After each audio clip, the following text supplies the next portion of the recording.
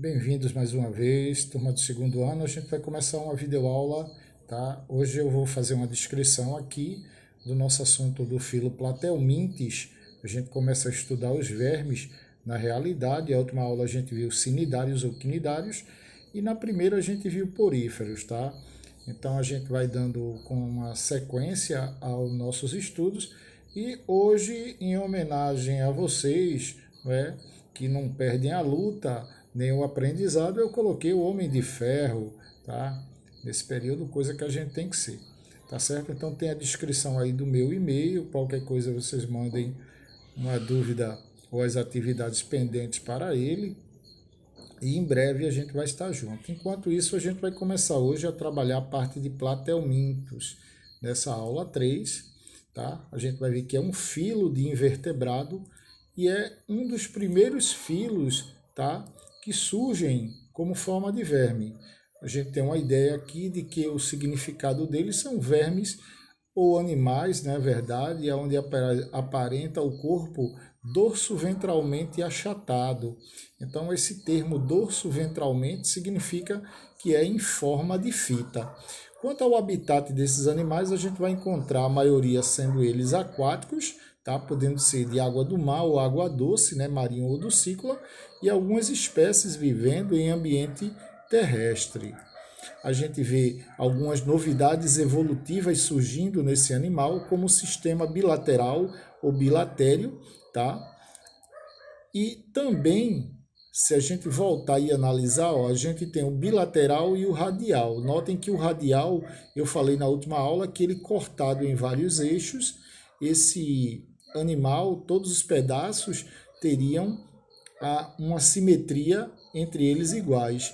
Já os bilaterais ou bilatérios, eles formam dois lados na sua divisão, passando um eixo, não é, pelo seu corpo. Triblásticos tem como sentido ter os três folhetos embrionários. Acelomado significa que ele não tem um celoma, que a partir daí surgiria nessa cavidade a mesoderme, que daria origem a órgãos bem definidos, tá? Então eles são acelomados e são protostômios. Nesse termo protostômios, na origem embrionária, são animais que primeiro originam-se a boca, tá? Em relação ao ânus, já que muitos não apresentam. Então a gente na classificação aqui do celoma, né? Os animais eles podem ser classificados em acelomados, pseudocelomados e celomados, tá?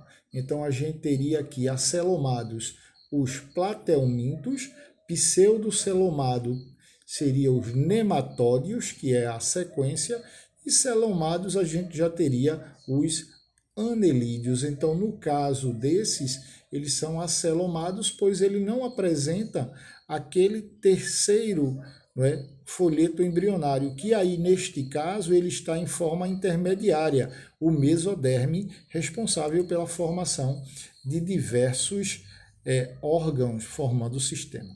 Essa coisa linda aí que aparece é uma planária, tá? Essa aí geralmente é uma planária aquática, então a gente tem a possibilidade muitas vezes no mar de mergulhar, tá? Em ecossistemas marinhos em equilíbrio e encontrar um tipo desse animal, certo? Então essas são as planárias, da mesma forma que a gente vai encontrar em água salgada, a gente também vai encontrar em água doce, tá? Só que aí são diferentes nesses casos. A gente tem aqui que são primeiros animais providos de sistema, tá, nervoso. Só que esse sistema nervoso ele forma gânglios distribuídos pelo corpo e também é um primeiro animal invertebrado a surgir uma região anterior, tá, que vai iniciar a formação da cefalização, como se fosse uma cabeça. E a gente vai notar que nesta região existem células sensoriais. Essas células sensoriais, ela vai estar localizada nessa região que a gente vai chamar de ocelos. São estruturas que lembram olhos ali, tá? Mas na verdade ele não vê, ele percebe a partir dessas células sensoriais. Como tudo que entra na célula, o material tem que ser eliminado em forma de resíduos, obviamente o sistema excretor ele é constituído por estruturas tubulares chamadas de protonefrídeos, tá? No vestibular era muito comum cair essa foto aqui. Então essa foto quando caía, que eu coloquei coloridinha, ela é denominada de células flamas, tá? Por que, Rogério, células flamas? Porque essas estruturas elas vibram, ficam vibrando, parecendo um fogo, e daí o nome células flamas, ok? Outra característica aqui, né, como eles são formados, o sistema nervoso por gânglio, você compara ele com uma hidra ali, ó, a gente vai ver que aquele tem um neurônio em rede difusa, enquanto o outro tem um sistema nervoso ganglionar, é diferenciado, tá? Quanto à locomoção, geralmente os turbelários, que estão representados por aqueles de vida livre, como no caso a planária, eles possuem um sistema de locomoção baseado em glândulas na porção ventral, onde elas liberam um muco protetor, tá?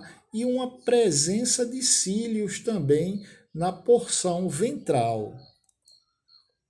Outra característica que a gente vai ver na planária quando olha assim, ó, ali tem os ocelos, onde tem ear-spots, tá? Aqueles ocelos ali é ele que vai capturar a sensibilidade do ambiente, tá? Ele aparentemente olhando a gente pensa que são olhos, mas não são olhos, são estruturas sensitivas, tá?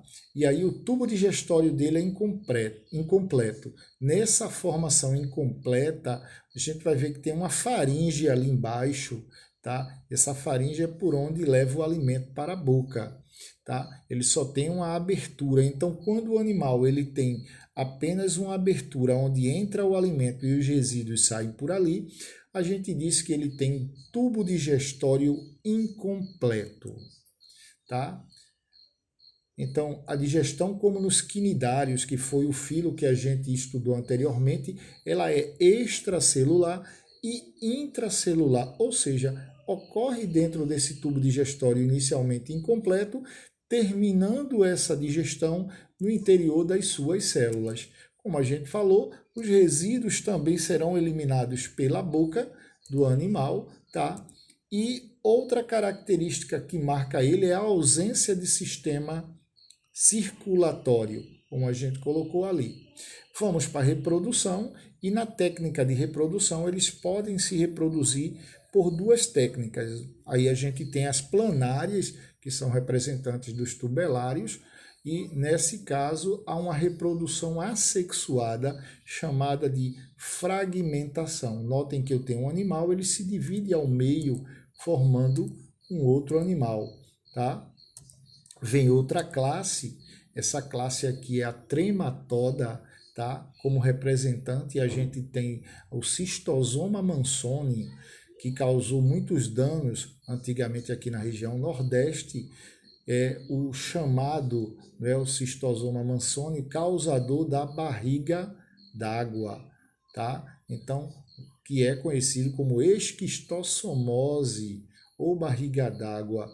Então, esses animais são dioicos e a fêmea ela se aloja num canal chamado canal ginecóforo, tá? E abandona o macho apenas para depositar os ovos nos vasos da parede do intestino do hospedeiro. Na segunda foto, você vê bem aqui, você tem o macho, tá? Você vê que a fêmea se aloja nesse canal, ela entra nesse canal, tá? E ela apenas para depositar os ovos na parede intestinal do hospedeiro lá e seguir o seu ciclo. Bom, quanto à esquistossomose, o ciclo de vida dele pode ocorrer de duas maneiras. Ele tem o hospedeiro intermediário e o hospedeiro definitivo. O hospedeiro intermediário, para que o ciclo dele chegue a se desenvolver, é necessário a presença de um caramujo, tá? Bionfilaria, ou Bionfalaria sp, que é um tipo de planorbídeo. Notem que aí no nosso desenho ilustrativo ele mostra um planorbídeo, só que ele lembra muito um caracol. Geralmente esses aí apresentam uma espiral nele, é bem característico de água doce e de água parada. Tá? Então, geralmente na federal, antigamente, quando cobrava isso, porque isso é um problema daqui da nossa região também, por falta de saneamento, né? Uma pessoa faz as fezes no lugar e está contaminado, e aí, ao chover, essa água leva até a lagoa e os ovos que estavam nas fezes se desenvolvem. E aí formam uma larva ciliada chamada de miracídio. Vocês vão ver ali na sequência. Esse miracídio ele tem um tempo curto, em dias, para poder encontrar esse caramujo e se transformar dentro desse caramujo em larvas, tá, natantes, que podem nadar, chamadas de cercárias. A pessoa tomando banho nessa lagoa ou pescando nessa lagoa, note que elas têm uma penetração ativa. E aí ela, ao penetrar pela pele do homem, ela provoca coceira, tá? Por isso que eles diziam assim: se nadou e pegou, se nadou e coçou, é porque pegou. Então esse termo era muito empregado para esse tipo de verminose. A gente tem a fase aguda e a fase crônica. Esse desenho ele vai mostrar aí a fase crônica, que é a fase onde ocorre o crescimento, a megalia do baço e do fígado, tá? Aqui é um desenho onde a gente tem uma pessoa, né, com esse quadro, isso pode levar muito tempo. Aqui a gente tem o cistosoma, tá, sendo visualizado, tá? A gente vê ele aí em ação. Aqui a pessoa.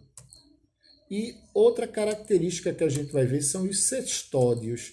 Os cestódios são representados pelas tênias. As tênias que podem ser adquiridas ao comer carne de boi e carne de porco mal cozida e mal passada e contaminadas, tá? Então as solitárias têm um corpo longo, não é? Elas são segmentadas e são parasitas do sistema digestório dos vertebrados.